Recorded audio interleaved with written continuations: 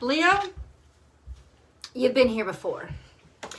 And you're going to handle it with the same badassness that you always do, that only you are capable of mustering. Leo, this is your weekly tarot card reading from Born Without Boundaries Tarot. And first, I'm going to get into the astrology of the full moon in Leo for you and how that's going to impact you. My name is Michelle. For those of you who are just finding the channel, thank you for clicking on my video. Please remember to subscribe and then ring that bell. Select all notifications so you know when I upload your favorite content. Leo comes out every single Friday. I'm an astrologer and tarot card reader, and I provide you insights weekly to understand the energy that you're dealing with for the week so that you can use it to your advantage. Okay, so first I'm going to cover the astrology, and then we're going to get into the tarot card reading, okay? Leo, this full moon in Leo, it's happening in your first house. Now, I know y'all aren't all first house Leos. So this definitely goes for Leo rising as well. But, you will be impacted.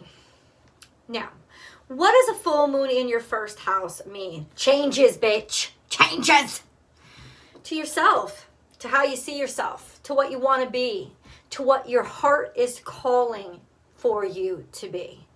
And that's exacerbated by the fact that Uranus is in heavy action here. Why? Because this full moon is in direct square to Taurus, right? It's how it is. It's a fixed full moon. So it's opposing, directly opposite Aquarius, your 7th house, which is where the sun is, which is where Saturn is, which is where Mercury is. We are very community-minded now. We need ideas that are going to help move us forward and not keep us stuck. There's a sense of, I am passionate, I am aggressive. I can also be a little bit hard-assed when it comes to ideas for society, social ideas, etc., etc.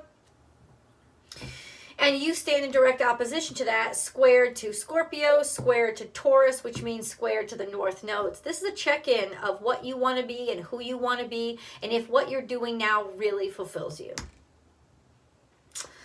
And because we also have the second big event, Mars is conjuncting Venus. I mean, they're legitimately at the same degrees, practically. In Capricorn, this is your 6th house of health and wellness. So a lot of how you keep feeling good is through what you build out in the world and wanting to build something of how you look good. You want to inspire people to do their fucking best, right? So there's something changing here, a dynamic change and a beautiful voluminous charisma that you now have to change something that has to do with your health directly.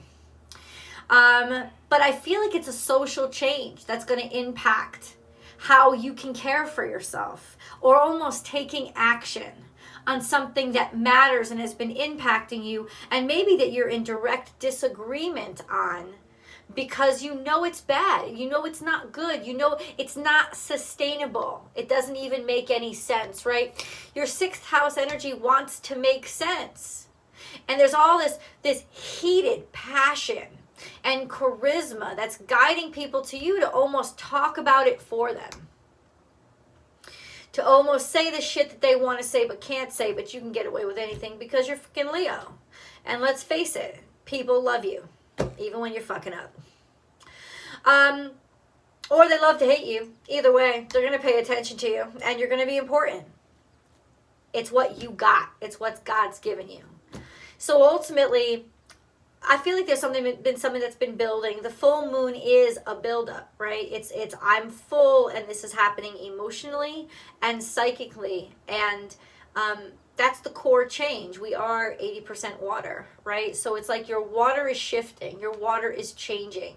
There's something stirring deep inside of you that's about to pop. It's definite time for release for you. Use this energy to let go of what doesn't work for you, or the concerns that you may have based on social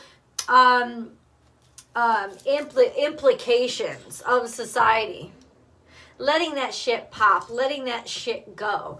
Any kind of social stigma on something that you're dealing with, especially regarding your health, drop that shit like it's hot and confront it. Do it by confronting it, because you will definitely be listened to and heard and could have some really important ideas that people need to fucking hear regarding this. You could be presenting to Congress, man. You'd definitely be listened to if you were. Absolutely. I mean, absolutely. Now, Aquarius is your 7th house. 7th house is the house of your long-term relationships, which is interesting enough that your long-term relationships are friendships. It's in the house of friendships. So you're really good at sustaining long-term relationships. You like friendships. You take care of them. They take care of you. They're your pride, right? Not pride, but your pride, your group, your tribe. It also says that if you want to sustain a romance for a long period of time, and you are the sign of romance, Leo rules the house of, Leo traditionally rules the 5th house, house of romance, the house of knowing where your heart is and what's most important to you. But to sustain a long-term relationship for you guys, you need friendship above anything. I mean, for real. You need friendship and you need community, which means it would behoove you to be in a relationship with somebody who belongs to the same groups as you, has the same ethics as you, or you have a big family around you. You have a big sense of community that's around you, right? That will help to support your relationship. This is important. If you are in a relationship with somebody who keeps you in constant isolation, that's not going to work out. If you're in a relationship with somebody who's just all about you all the time, that's actually not going to work out either. You need more. You need to be connected to a larger objective or purpose.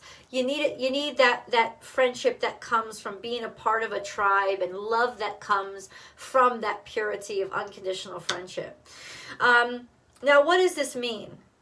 Any kind of tension that's happening between you and your loved one, that's going to come out right now.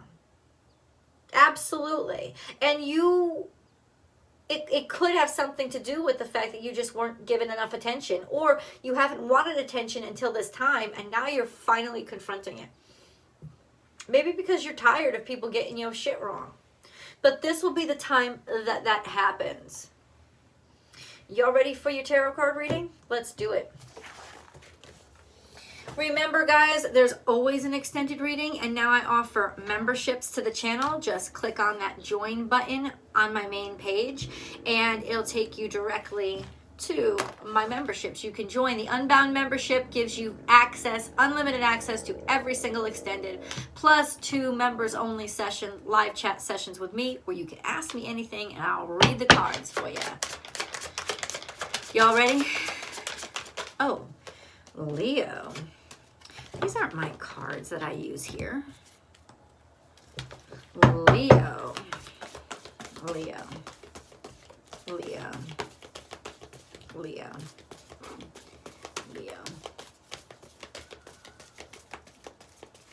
Now, the full moon is coming next week, but it's definitely touching this energy, because this goes from Friday to Friday, so ultimately it'll include that full moon. And this is a summary of that energy.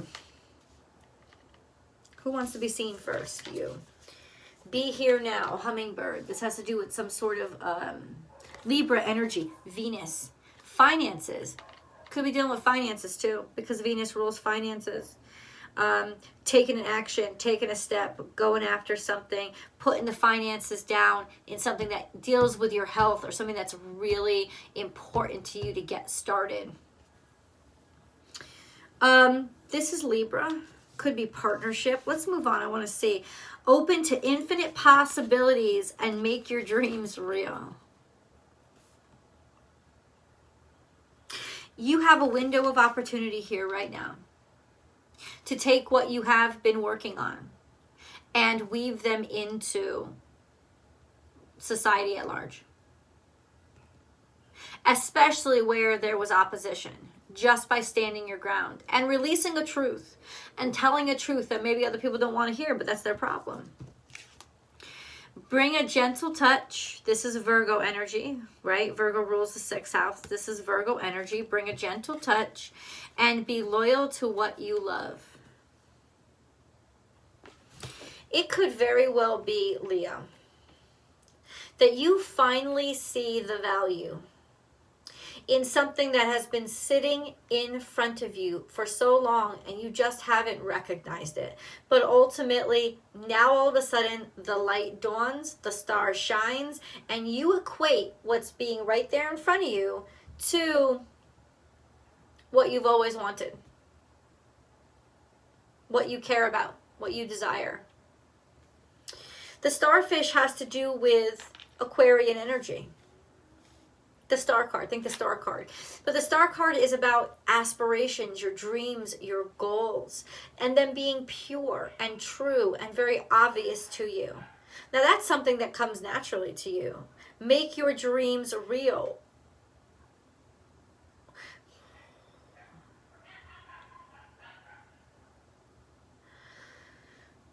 Okay. You're changing the way you do things. You're changing the way you're going about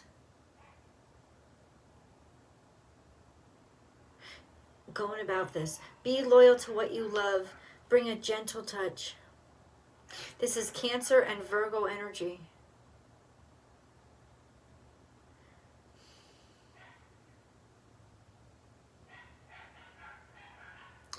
You are investing in something that you absolutely are certain is beautiful enough to have your support. And you will do it publicly, even if it's not aligned with popular opinion.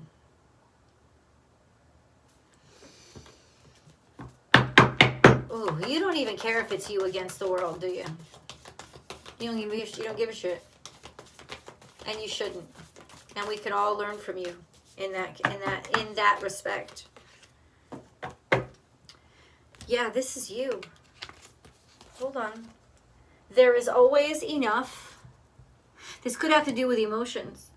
But I think this more has to do with there is infinite possibility, because this is Piscean energy, which means there's an abundance of I can do it, even if it doesn't make sense. There's always enough possibility, right? And then we have truth transcends illusion. You're finding the resources. People told you they weren't there, or people told you it couldn't happen. This has been a shutdown. This is the exposure of, yes, it is. It's there. Could be somebody's emotions for you too, right? It's how somebody cares about you. Yes, it is. It's there. This is the exposure of what somebody tried to hide, somewhere in the land of mysteries in the dark. But all of a sudden it comes to light.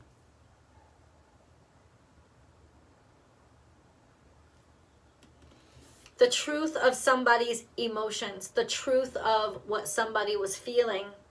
Magic works through you. This is Cancerian energy.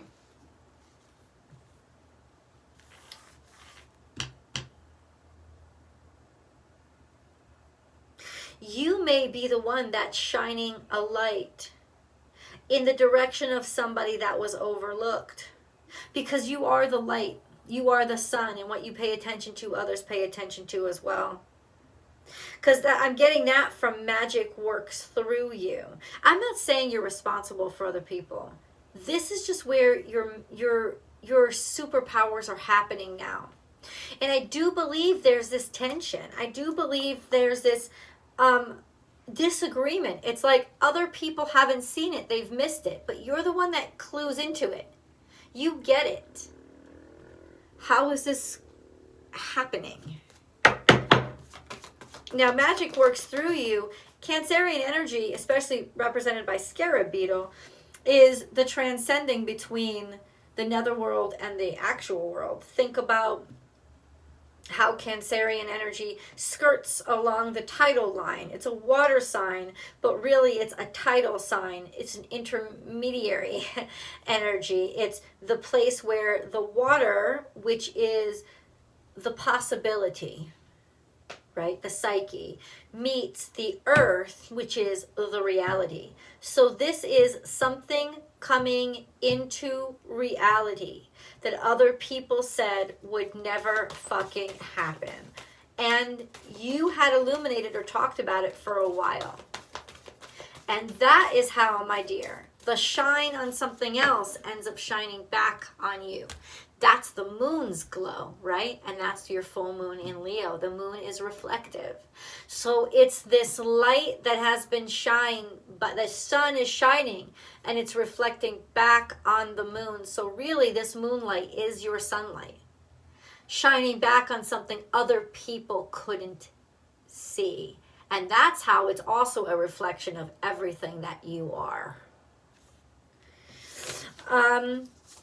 Remember, moonlight is really sunlight. Moon doesn't have any fucking light of its own, right? The sun shines, and the moonlight is the part of the sunlight that helps us through the night. That's there for us even when the sun isn't pointed directly at us, right? It's just the way our earth works. But the moonlight is there. This is the full moon. So it's illuminating brightly through reflection. Interesting. The miracles are endless. The miracles are endless. I'm gonna stop. I'm gonna let that card speak for itself, because there's a sense when you decide to work through other people, not manipulatively, but by letting your light, them reflect you, a reflection of you that you see in them, or maybe by them illuminating your ideals that you put out there. Instead of being against them, the support of them, the illumination, they illuminate and you reverberate. Expansion, right? Expanding your reach. Trust in the magic, white raven spirit. Something new. This may be new friendship. This may be new relationship that's really based on putting forth seeds one at a time, nurturing something, cultivating something, captivating something. Trust in the magic. The miracles are endless. Ooh. I feel this rumbling. And I don't know if you feel it too, Leo. There's a rumbling that's happening. And that rumbling is your change. It's you changing. And I feel like everybody can feel it. We have cat spirit, claim your independence. And this is a sense of, now remember, claim your independence doesn't mean that you break up with somebody. It means that you are totally fine occupying your own space. You really are claiming your independence from what other people expect of you. That's that opposition from, right, the sun where you are right now. I expect all these amazing things from you. These are my expectations, the expectations of the crowd, That's Saturn in Aquarius, the sun in Aquarius, expectations of the crowd. This is what we want from you. This is what we need from you. This is our list of demands from you. All of the crowd ideas, their intellect, putting it out there, sharing with everybody, sharing from it, claiming your independence from that, saying fuck that shit.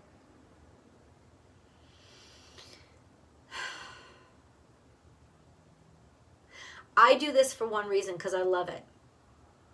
You can take your expectations and you can shove them up your expected asses.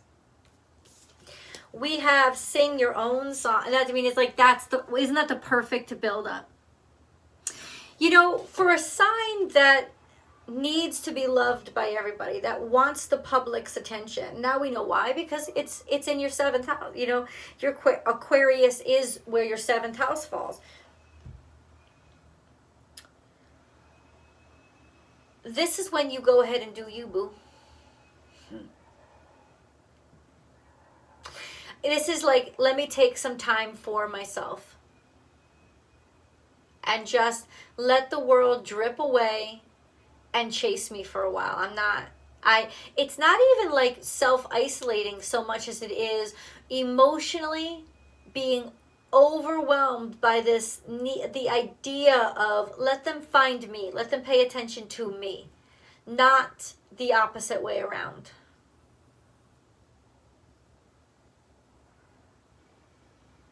It's all coming back around to you. It's all coming back around to something that you said or sowed a while back. And it has to do with because you were very passionate and you fertilized these seeds a while ago. And now there's this sense of now you're letting it go. You're letting it go and you feel like I have no need to be obligated to the self that I was then because that's completed for me. I'm done. It's like you're moving on from a place that everybody else is now stuck. Ain't that some shit? Damn. Be brave and honest. This is you. A knight in shining armor. But it's about valor, really. It's about always having lived true to yourself. It's about valor. It's not even about recognition. It's about integrity. You know. Now they're singing your tunes. So how does this impact Leo? Prosperity lies ahead. Wow. Okay.